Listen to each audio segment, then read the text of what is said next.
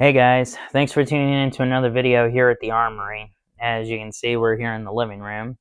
Little chipmunk's trying to take a nap right now. And I know it's been quite some time since I've made a video. Been a whole lot of things going on in my personal life and other people's personal lives, family and friends. So I'm trying to get back into the groove. And when everything can be talked about, will be talked about eventually. But today, we're going to go ahead and we're going to do a little review on probably the cheapest James Bond gun that you could actually get your hands on. And that is going to be the AR-7 survival rifle. And this is the Henry survival rifle. So, for those of you guys who don't know, in the second James Bond movie, From Russia with Love, Q Branch gives James Bond the AR-7. Now, obviously, back in the 1960s, it would have been a wood stock that was hollowed out. This is polymer or fiberglass of some sort, but this right here is a full 22 long rifle. So here we go. We're gonna pop this open real quick. So everything is right here in the buttstock. So you just pop this off, and inside is all of your mechanisms. You got your receiver, you got your barrel, and 2 magazines. So we'll go ahead and we'll get all this pulled out real quick. Set that right off here to the side.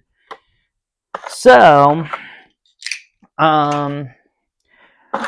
get all this stuff out, and then I'll go ahead. Here's what it looks like empty. So I'll go ahead and show you guys how to assemble this while also talking about the history behind this rifle. So you go ahead and you put your receiver in there, and then you have a wing nut right here in the grip. So you just go ahead and thread this on. So the whole idea behind the AR-7 was to give pilots, and this was strictly designed for fighter pilots, to give them an offensive kind of firearm in case their plane ever got shot down behind enemy lines. And so right here you'll see a cutout in the threads. There's a little pin right here in the barrel. You go ahead and you line those up, push down a little bit, and then you go ahead and thread the barrel on. So as I was saying, the rifle was designed to give fighter pilots kind of a means of just trying to survive back during the time when, most fighter pilots would only have maybe a 6-shot revolver and maybe one speed loader if they were issued those back in the military. I don't know a whole lot of fighter pilots, but the whole idea behind this guy was to give a fighter pilot a means of defending himself should he ever get shot down behind enemy lines. And it was meant to just be something that you could hunt small game with, try to make it back to your unit or anything like that, but also a means of self-defense. So as you can see right here, this little doodad right here is the magazine. This only holds 8 rounds. Go ahead and you pop that in right there, and you can see right here we actually have James Bond's AR-7 from Russia with Love. So you only see James Bond use it like twice in the movie, and they literally only shoot 1 shot in both scenes.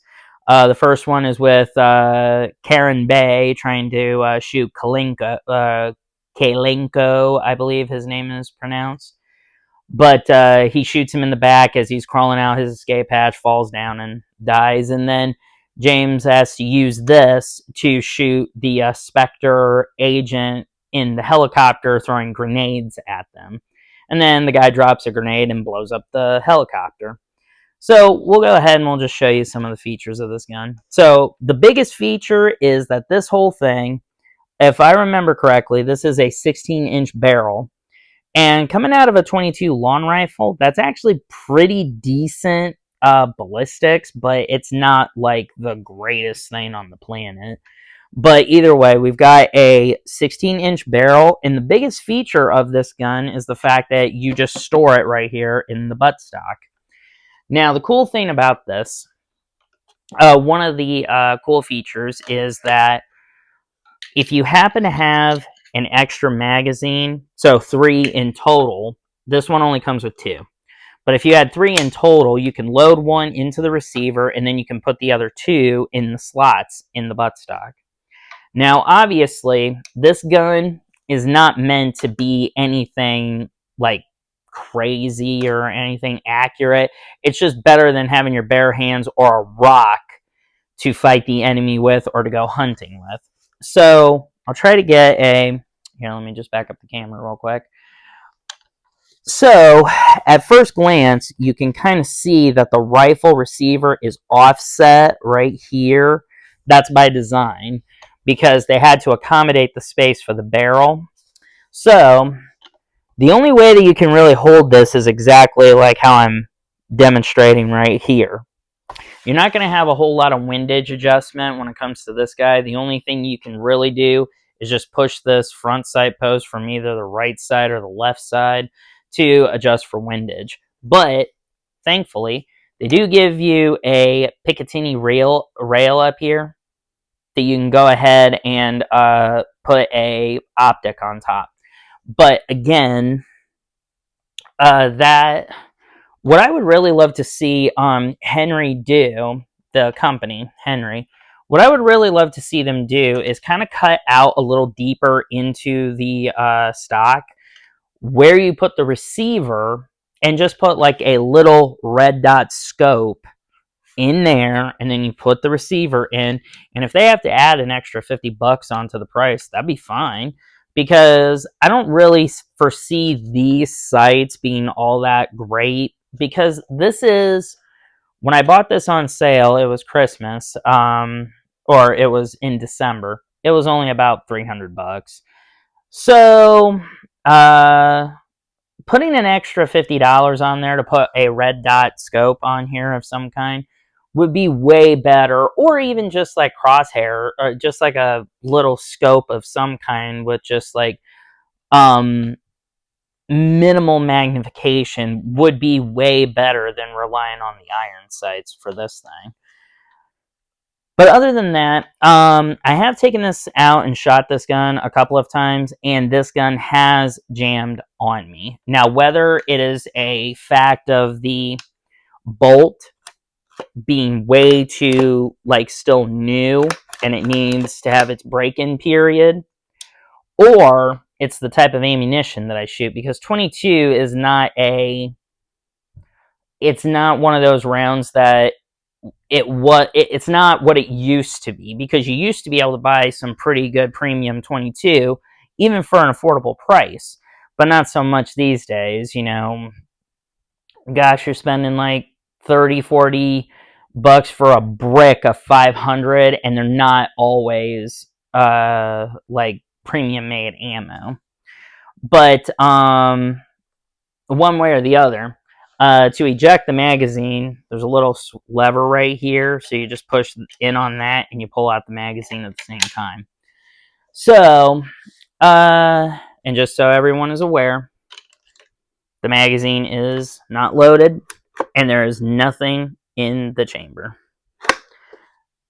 So, this is probably the most cheapest James Bond gun that you can get. If you want the actual model from the movie, you're probably going to be spending like probably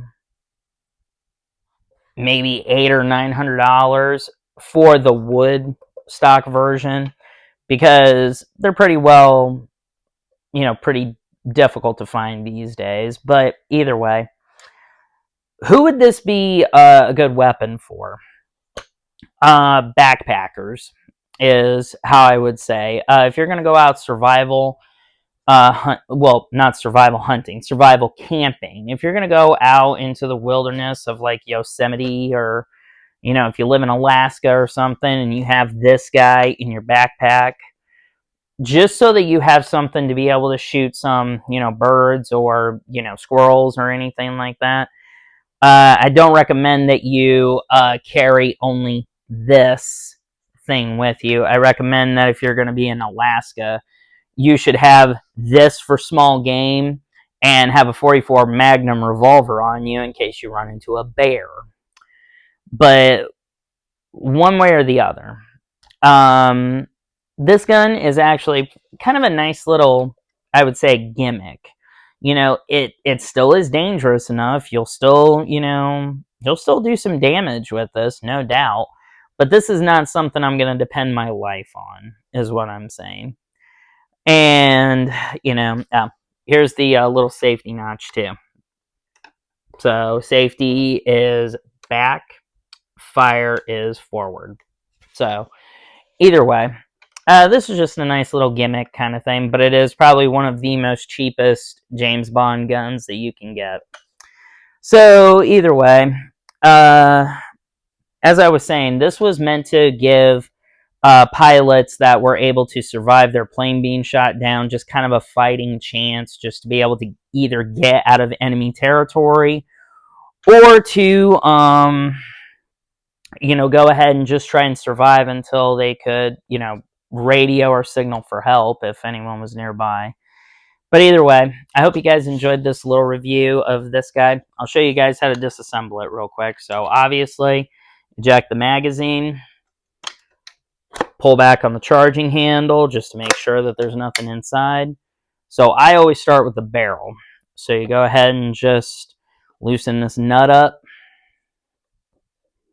And then you just continue to go on. And then eventually, you're going to feel it kind of pop off. So there we go. So here's the barrel with everything right there. And then you just kind of go right. And then you just go under here where the wing nut is. And then you just loosen this little guy up. Hopefully one of these days I can get a Ruger 1022. That's a takedown model. And I can do a review and compare these guys. So here's your receiver, taken off of the rifle. And then what you'll just go ahead is just pop the back of the buttstock off. And there you go. So the when you have the buttstock cap off, you'll put the front sight post downward, and then you'll just go ahead and you'll just slide it on in. There we go. Just go ahead and slide it on in. And then you'll just take your receiver, or upward, depending on how you have the gun handled, whether you have it upside down or right side up. So then there you go, and then you go ahead and you just put your magazines right in here. And like I said, there's 2 slots for them right there. So everything just goes into this little package, and then you just go ahead and you just pop the cap back on. And it actually takes a little bit of force to come off. It's not going to, just, pop out. You actually need to use 2 thumbs to pop the cap off. So either way, I hope you guys enjoyed this little review of the Henry Survival Rifle, aka the AR-7. Thank you guys for watching. I hope you guys enjoyed this. I hope you have a good day. And I hope you guys are having a good time. Be on the lookout for more videos coming this way, because as soon as everything gets taken care of, I'm going to be able to do more videos and etc. etc. When everything is okay, when we can talk about everything, we'll make it known. Thank you guys for watching. Have a good day, and remember, shoot straight and shoot safe. Have a good day.